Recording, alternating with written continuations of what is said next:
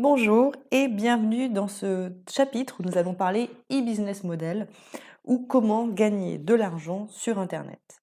Alors ce que vous allez apprendre, c'est qu'il n'y a pas qu'une seule façon de gagner de l'argent sur Internet. Et oui, le e-commerce, c'est une partie, mais il existe d'autres business models online. Du coup, les différents business models disponibles et enfin les critères pour commencer à réfléchir à votre business model, à réfléchir ou à confirmer.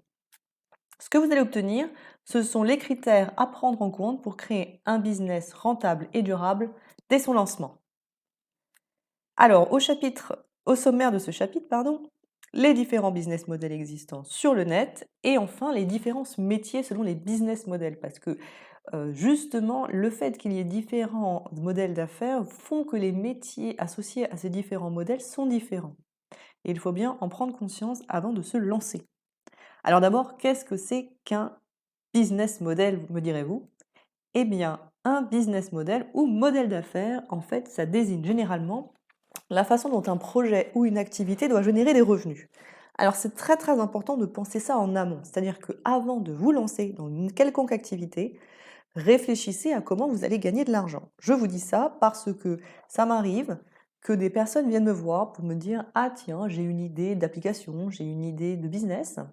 Et quand ils me racontent un peu le processus, je leur dis: «Oui, c'est une bonne idée, je pense qu'effectivement il y a un besoin, mais je n'ai pas compris comment, tu allais gagner de l'argent».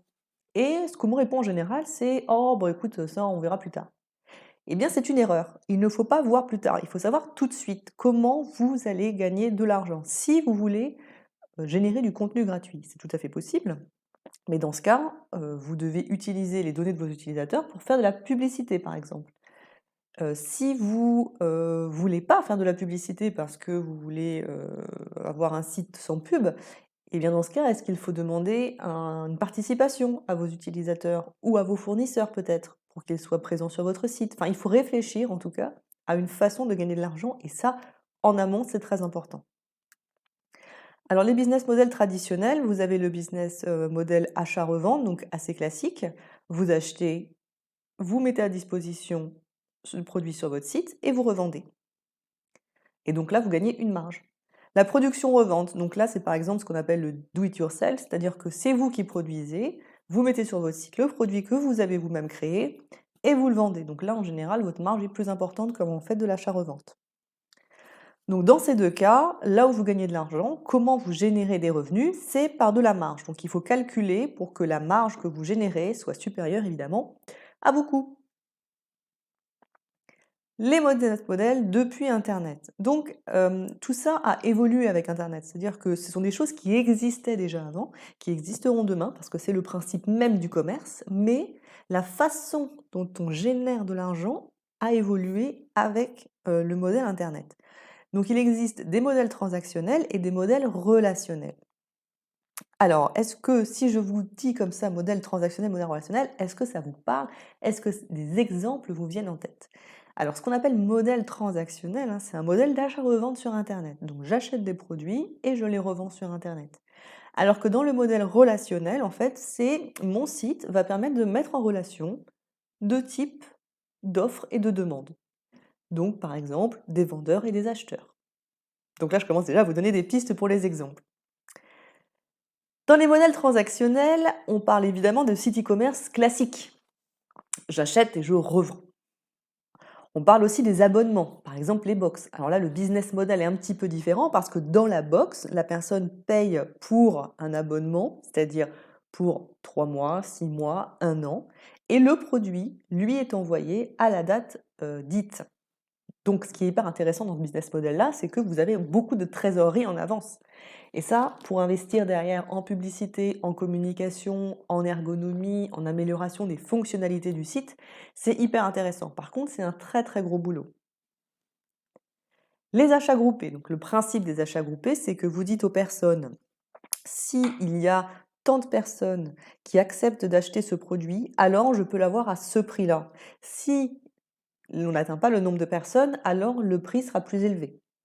Mais je vous garantis une vente à ce prix si on arrive à atteindre un certain nombre d'acheteurs. Et l'avantage de cet achat groupé, c'est que vous, en tant que vendeur, Vous n'avez pas besoin de stocker le produit parce que vous ne l'achetez que quand vous avez déjà les commandes. Donc en termes de trésorerie, c'est hyper intéressant parce que vous avez l'argent avant de commander au fournisseur.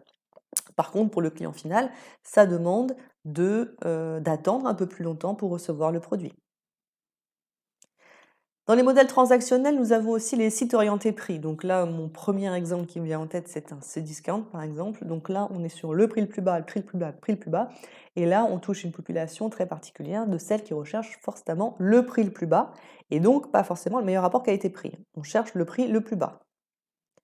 Vous avez les sites sectoriels sur une niche, donc par exemple des sites dédiés à la nourriture pour poissons tropicaux dans les aquariums, par exemple, ça existe. Ça peut être aussi des sites spécialisés dans la pétanque. Donc voilà, des sites spécialistes sectoriels sur une niche. Donc ils s'adressent à une population très précise, mais ça marche pardon, en achat-revente. Et vous avez enfin le sur-mesure. Donc le sur-mesure, c'est entre autres ce qu'on fait en do-it-yourself, c'est-à-dire vous personnalisez un produit à la demande, ou alors vous faites vraiment du sur-mesure, comme les chemises par exemple.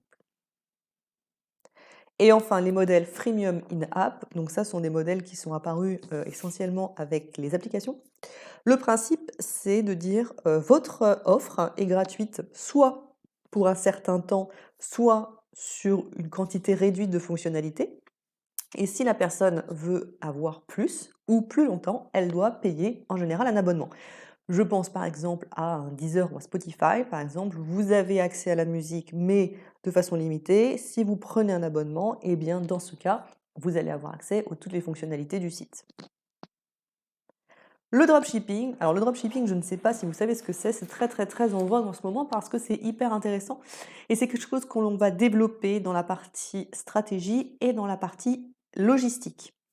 Donc le principe, juste au cas où vous n'êtes pas au courant de ce que c'est, le principe c'est que vous proposez des produits sur votre site, mais vous ne les achetez que quand la personne l'achète, le client l'achète réellement, et c'est votre fournisseur qui envoie le produit directement au client, donc vous n'avez pas à vous occuper de la logistique non plus. Les sites monoproduits, donc ça c'est très très en vogue aussi aujourd'hui, le site monoproduit, c'est-à-dire que vous avez un site avec un seul produit et vous misez tout sur ce produit pour générer un maximum de ventes sur une période donnée. C'est un système qui marche très bien à partir du moment que vous avez trouvé ce qu'on appelle le produit winner, c'est-à-dire le produit qui va fonctionner sur ce type de site. Dans les modèles relationnels, donc relationnel, hein, c'est mise en relation entre l'offre et la demande. Vous avez évidemment les places de marché, Amazon étant le principal exemple aujourd'hui. Donc la place de marché, le principe à la base, c'est de mettre en relation, pour un produit donné, des vendeurs et des acheteurs. Donc la place de marché n'achète pas, elle n'achète pas, elle ne revend pas, hein. Par contre, elle gagne de l'argent en prenant une commission sur les ventes des vendeurs. Les comparateurs de prix, alors là, le business model est un petit peu différent. Dans le même principe, ils prennent ils prennent une comme mission sur les ventes, mais là, l'achat se fait sur le site du e-commerçant. Donc dans les 2 cas, ce qui est intéressant, c'est que, vous gagnez de l'argent avant d'en dépenser. La publicité, hein, je vous parlais tout à l'heure de sites, de contenu gratuit. Un des moyens quand vous avez un site de contenu gratuit, c'est de justement faire de la publicité. Donc là, c'est mettre en relation des, clients potentiels et des annonceurs. Customer to customer, C2C, donc particulier à particulier. Donc là, c'est les sites comme Le Bon Coin, Vinted et autres. Donc là, c'est vraiment de la mise en relation entre un particulier qui vend quelque chose ou qui propose un service et un autre particulier qui est intéressé par ce produit ou service. Et là, en termes de business model, vous avez le choix de faire une commission, de prendre une commission fixe d'ailleurs ou variable, faire payer un abonnement par exemple au vendeur ou à l'acheteur, mais ça c'est quand même beaucoup plus rare.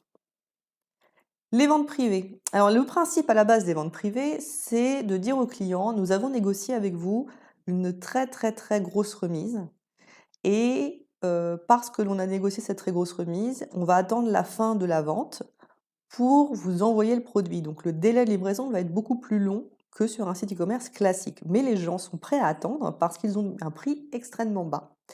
Et les ventes privées prennent également une commission sur les ventes générées. Donc là, c'est hyper intéressant quand on est vente privée, hein, quand on fait de la vente privée parce que, là encore, vous ne payez le produit que quand les clients ont déjà acheté. Donc vous n'avez pas à avancer d'argent pour acheter et avoir du stock. Par contre, quand vous êtes une marque et que vous voulez faire des ventes privées, il faut faire très attention à la rentabilité parce que non seulement on va vous demander un prix très bas, mais en plus on va vous demander une commission. Donc le calcul est très important à faire. Dans les modèles relationnels, il y a également la location, donc louer un produit, donc ça peut être de particulier à particulier ou d'entreprise à particulier. Alors, dans la façon de gagner de l'argent, donc pour résumer un peu tout ça, vous avez la marge sur les produits. Ça peut être par une commission, ça peut être par un abonnement, ça peut être un abonnement à la livraison aussi, hein. Ça peut être par des recettes publicitaires et évidemment, on peut mixer tout ça. On peut faire de la commission et de la publicité, par exemple. Alors, les modèles disruptifs, qu'est-ce que c'est que la disruption? Donc, en économie, la disruption, ça désigne le bouleversement d'un marché sur lequel les positions sont établies avec une stratégie inédite. Le meilleur exemple pour ça, c'est bien entendu Uber. D'ailleurs, on parle d'ubérisation du secteur des taxis. Alors en fait, ce qu'a fait Uber, si vous voulez être disruptif, en fait, comment vous devez agir? Donc disruption, on est d'accord, hein, c'est vraiment, on a cassé un marché. Il y avait un marché qui fonctionnait très bien depuis des années, des dizaines d'années, voire des centaines d'années. Ça fonctionnait toujours de la même façon. Personne ne s'était jamais dit que ça pouvait changer. Et un jour, quelqu'un se dit, eh bien, on va voir ce qu'on peut faire pour complètement changer les règles. Et c'est ce qu'a fait Uber avec donc les taxis. Donc qu'est-ce qu'ils ont fait concrètement? Comment ils ont, réussi à, disrupter le marché du taxi? En fait, ils ont réfléchi aux problématiques clients. Tout simplement, ils se sont dit: «Quels sont les problèmes que les gens ont aujourd'hui sur ce marché et comment nous, on peut y répondre?» Et ça, ils ont réussi à y répondre grâce aux nouvelles technologies. Donc par exemple, un problème avec les taxis, c'est: je n'arrive pas à en trouver quand j'en ai besoin. La solution qu'Uber a trouvée, c'est, alors dans ce cas, vous allez pouvoir commander un chauffeur via une application. Je ne sais jamais le temps que je vais attendre quand j'attends un taxi. Vous êtes à une borne, vous attendez, vous ne savez pas quand est-ce qu'un nouveau taxi disponible va venir. La solution qu'Uber a trouvée pour répondre à ce problème client, c'est de donner un temps d'attente estimé et vous pouvez suivre votre chauffeur grâce à la géolocalisation en temps réel. Un autre problème lié, aux clients pour les taxis, c'est qu'on ne sait jamais combien ça va nous coûter au final. Eh bien, une solution qu'Uber a trouvée, c'est de proposer une estimation du prix en amont de la course. Comme ça, le client étant informé peut dire: «Je prends la course» ou «Je la refuse». Un des problèmes aussi récurrents des taxis, c'est de souvent devoir payer en espèces. Il n'y avait pas toujours la possibilité de payer par carte et c'était très compliqué aujourd'hui parce qu'on a de moins en moins d'espèces sur nous. Donc la solution qu'Uber a trouvée, c'est de ne pas faire du tout d'échange d'argent. L'application facture le client qui lui-même va payer le chauffeur.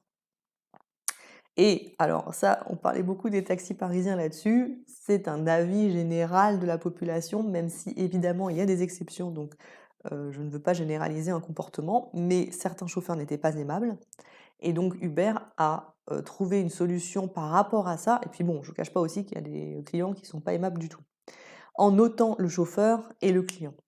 Et donc dans le cas des taxis, tous ces problèmes-là font que les clients étaient insatisfaits. Ils n'avaient pas le choix. Si, dans certains contextes, je sais pas, vous sortez à 3 heures du matin, d'une discothèque, d'un bar ou autre, il n'y a plus de transport en commun si vous êtes dans une région parisienne. Vous avez bu, donc vous voulez pas utiliser votre voiture, vous n'avez pas d'autre choix que d'utiliser un taxi, avec toutes ces problématiques-là. Eh bien, Uber a répondu à ces problématiques et donc a satisfait la clientèle qui fait qu'ils ont délaissé les taxis et ça a posé tous les problèmes qu'on a connus. Mais néanmoins, ils répondaient à un vrai besoin client. Donc quand on veut faire de la disruption, ce qu'il faut, c'est se identifier sur un marché. Alors, on peut réfléchir sur plusieurs marchés, bien sûr. Identifier sur un marché les différentes problématiques clients rencontrées et voir si vous pouvez les solutionner une à une, comme Uber l'a fait avec les taxis. Attaquons maintenant la deuxième partie qui va parler métier et business model. Alors, en gros, à chaque business model son métier. Dans les modèles transactionnels, si vous faites de la marge, alors votre objectif va être de vendre plus, donc de générer ce qu'on appelle du trafic qualifié. C'est-à-dire que moi, quand je veux vendre sur un site e-commerce, ce qui m'intéresse, c'est de faire venir sur ce site des gens qui sont intéressés par mes produits. Par exemple, je vends des produits, je sais pas, des produits pour chat, hein, des croquettes, des jouets, et cetera. Faire venir des gens sur mon site qui n'ont pas de chat n'a aucun intérêt pour moi parce que ça va me faire beaucoup de trafic certes, donc je vais être content, je vais me dire: «Ah, il y a beaucoup de gens qui visitent mon site», mais je vais avoir un taux de conversion complètement nul. Parce que, le taux de conversion est basé sur le nombre de visites. Moi, ce qui m'intéresse, c'est de me dire: «Comment je fais pour que les gens qui viennent sur mon site ont un chat?» C'est ça qu'on appelle le trafic qualifié. Quand on fait du modèle transactionnel, on est vraiment sur de la gestion et de l'animation commerciale. Donc on est commerçant, on est e-commerçant quand on a une globalité du métier, mais on est commerçant. Donc c'est stimuler les ventes. Donc comment je fais pour stimuler mes ventes? Et attention, on est aussi gestionnaire. Donc on veut rendre notre business le plus rentable possible. Donc il faut bien maîtriser ses coûts et bien maîtriser ses marges, ses fournisseurs, etc. Évidemment, hein, le modèle peut être de niche. Alors, quand le modèle est de niche, c'est très intéressant parce que vous savez vous focaliser sur votre cible pour générer du coup du trafic qualifié et pour vendre plus. Dans les modèles relationnels, on parlait justement de dire plus de vendeurs, plus d'acheteurs pour avoir plus de commissions. Donc l'objectif, c'est une génération de trafic très importante parce que plus vous allez avoir des acheteurs, plus les vendeurs vont être attirés par votre plateforme. Donc, il ne faut pas faire les choses à l'envers. Enfin, au début, il faut faire les choses un peu en parallèle. Mais une fois que vous avez commencé à lancer, le premier objectif, c'est d'avoir beaucoup de gens qui viennent sur le site. Et ensuite, ça va faire venir des vendeurs. Et plus vous avez de vendeurs, et plus vous allez avoir de commissions. Donc là, on n'est pas du tout sur du trafic qualifié. Là, on est sur une génération de trafic très, très globale. Donc ça implique d'avoir un budget acquisition de trafic très important. Et donc, dans le cas précédent où nous étions sur la gestion et animation commerciale, ici nous sommes dans la gestion et animation de vendeurs. Ce sont un trait vraiment très très très différent et très important à identifier dans la partie plutôt place de marché. Parce que l'objectif, c'est que comme vous ne vendez pas en direct, ce ne sont pas vos produits, ce sont les vendeurs qui doivent faire des promos, faire des offres, proposer des choses. Et donc vous, vous êtes là pour les inciter à ça. Dans les modèles relationnels, vous avez effectivement également des modèles plutôt généralistes ou des modèles plutôt spécialistes. Alors, quels sont les meilleurs business models? Les business les plus rentables, c'est évidemment, on en a parlé, l'abonnement, tout simplement parce que ça vous fait une avance de trésorerie très importante. Si vous livrez un produit à M1, M2, M3, par exemple sur un abonnement de 3 mois, eh bien la personne va payer au fur et à mesure M1, M2, M3 et donc vous allez lui envoyer le produit et vous avez une visibilité à moyen terme, à court terme et moyen terme plutôt, de la trésorerie que ça va générer. Donc c'est absolument génial comme business model, c'est hyper intéressant. En termes de business model les plus rentables, le consommable est pour moi un de mes préférés. Donc consommable, c'est quelque chose qui s'épuise, hein. C'est pas un produit qui dure, c'est pas une machine à laver, c'est pas une voiture que vous changez tous les X années. C'est un produit qui se consomme et donc qui s'épuise assez vite. Donc je pense par exemple aux capsules, de machine à café. Les capsules de machine à café, du coup, vous achetez votre machine pas très cher, par contre, vous allez payer assez cher vos capsules et on va essayer de mettre en place justement un système d'abonnement, donc là, vous liez les 2 pour que les personnes qui achètent vos capsules, eh bien, elles ont un abonnement tous les mois, vous leur redonnez des capsules parce qu'on sait combien de temps ça dure, justement, le nombre de capsules que vous avez par commande.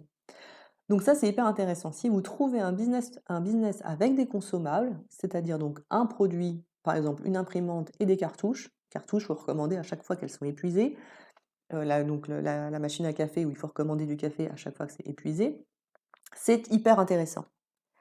Les produits de niche, alors ça c'est très très fort parce que dans les produits de niche, si vous savez créer une marque avec un émotionnel très élevé, c'est hyper intéressant parce que les gens sont prêts à dépenser de l'argent. Parce que souvent c'est une passion et que les gens passionnés dépensent sans compter.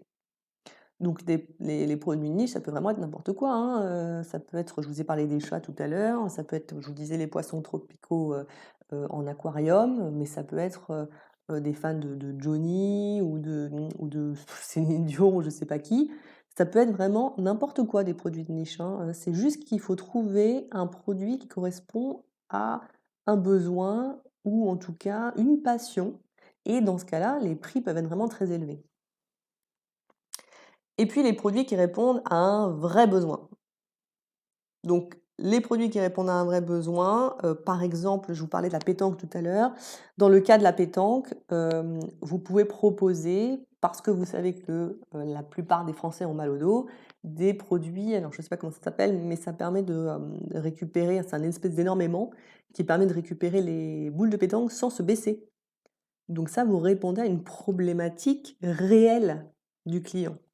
Donc son cas, vous pourrez aller voir sur internet, plus d'informations sur c'est une méthode, hein, de vente qui en fait appuie sur un biais psychologique et émotionnel que l'on peut avoir pour vendre plus. Que signifie SONCA? Alors SONCA, c'est un acronyme, S pour sécurité, O pour orgueil, N pour nouveauté, C pour confort, A pour argent et le dernier S pour sympathie. Donc sécurité, par exemple, c'est quand vous savez que les gens ont un peu peur liée à la sécurité ou à l'hygiène. Donc typiquement, c'est ce qu'utilisent par exemple les vendeurs de vidéosurveillance de maison. Ah, on est en plein été, vous savez que les cambriolages, il y en a beaucoup l'été, hein. Et donc si vous voulez sécuriser votre maison, eh bien utilisez notre produit. Là, il joue sur l'aspect sécurité, l'aspect psychologique sécurité. Ça peut être O comme orgueil, donc l'orgueil, ça peut être, vous avez vu, toutes les dernières stars du moment, utilisent notre produit, c'est parce que notre produit est vraiment au-dessus de tout le monde, il est vraiment génial, et donc cette personne qui est très liée à l'orgueil va le vouloir pour montrer qu'elle aussi, elle est hyper à la mode, hyper in, hyper tendance. Nouveautés sont plutôt les gens qui aiment tout ce qui est nouveau pour être justement à la pointe. Donc, on en parle beaucoup dans l'high-tech, mais c'est vrai dans plein de domaines, dans le maquillage par exemple. Pourquoi on crée, constamment des nouveaux produits? Je veux dire, un mascara, c'est un mascara et pour autant, toutes les marques en produisent 15 par an. Eh bien, c'est aussi pour l'attrait de la nouveauté. Confort, donc il y a des gens qui sont très ancrés dans le confort, ils s'en fichent du prix, ils s'en fichent de la sécurité, que ce soit nouveau ou pas. Par contre, ce qu'ils cherchent à tout prix, c'est le confort et dans ces gens-là, s'ils sont identifiés comme tels, il faudra appuyer sur ce biais-là. Argent, donc souvent, c'est soit, dans les 2 cas, soit, le côté très, je cherche le prix, le prix, le prix. Moi, le plus important pour moi, c'est le prix, donc le moins cher. Ou au contraire, moi, je pense que quand c'est pas cher, c'est de mauvaise qualité, donc je cherche quelque chose de plutôt cher. Et enfin, le dernier S, c'est sympathie. Donc là, si vous savez que vos clients sont, un peu avec ce biais sympathie, ce que vous pouvez proposer, par exemple, c'est de dire: «OK, moi, je redonne à une fondation, pour, le climat, les animaux, peu importe, un pourcentage de mon chiffre d'affaires» et ça va être un argument très fort pour les gens qui ont ce côté sympathie. Alors, ce qu'il faut maintenant, c'est que vous déterminiez votre business model. Donc pour cela, il y a certains éléments à prendre en compte. Les produits et les services que vous voulez vendre, la structure des coûts, les coûts fixes et les coûts variables, donc bien à identifier en amont, la clientèle ciblée, donc quel est son biais, les concurrents, c'est-à-dire qu'est-ce qu'ils font eux-mêmes, et enfin, qu'est-ce que vous avez besoin d'investir et le ROI nécessaire pour faire vivre votre activité et surtout la développer. Donc ça vous permet d'identifier comment générer des profits et vous assurer de la rentabilité. Donc là, on parle essentiellement de marge parce qu'on va parler de e-commerce. Donc si vous êtes dans ce domaine-là, on va être raccord. Alors pour conclure, vous avez maintenant les premiers éléments pour réfléchir au meilleur business model possible pour créer une activité rentable et durable. Moi, ce que je veux savoir, c'est est-ce que vous savez comment vous allez gagner de l'argent sur Internet? Donc, ce que je vous invite à faire, c'est de passer à l'action. Alors, à la fin de chaque vidéo, je vais vous montrer un plan d'action qui est souvent un résumé d'un plan d'action plus détaillé que vous avez également en Word sous les vidéos. Donc là, votre plan d'action, c'est celui-là. Donc, identifier les produits ou services à vendre. Est-ce qu'ils répondent à un vrai besoin client? Les business models des concurrents, la structure de vos coûts et vos besoins en investissement et bénéfices nécessaires. Alors maintenant, c'est à vous de jouer!